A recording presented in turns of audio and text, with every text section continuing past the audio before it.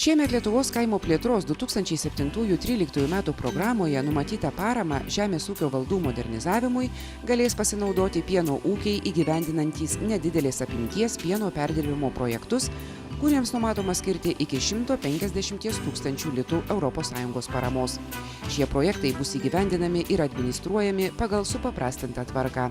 Buvo Europos komisijos skirtos lėšos konkrečiai pieno sektoriui restruktūrizuoti. Todėl dar šiais metais likusi nuo 12 metų šios schemos pinigų likutį mes nusprendėm atiduoti ir 13 metams konkrečiai šiam sektoriui paremti.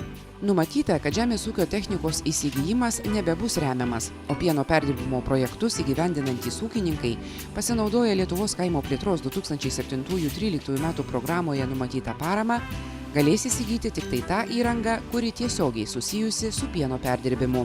Įgyvendinant kaimo plėtros fondo remiamus projektus galės būti perkama melžimo, gyvulių šėrimo įranga, pieno perdirbimo technologiniai įrenginiai, gyvulių priežiūros priemonės, taip pat transporto priemonės skirtos pieno ar jo produktų pervežimui.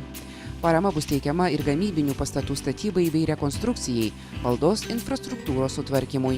Paramos intensyvumai yra didesni, jie yra didesni 10 procentinių punktų. Tai dabar teikiant projektą pieno sektoriui, paramos intensyvumas bus 50 procentų arba 60, jeigu ūkininkaujama mažiau palankiose ūkininkauti vietovėse, o jeigu jau paramos ateina jaunasis ūkininkas, tokiu atveju paramos dydis bus nuo 60 iki 70 procentų. Paraiškos Lietuvos kaimo plėtros 2007-2013 metų programoje numatytai paramai pieno perdirbimo projektams gauti bus renkamos nuo gegužės 13 iki birželio 14 dienos.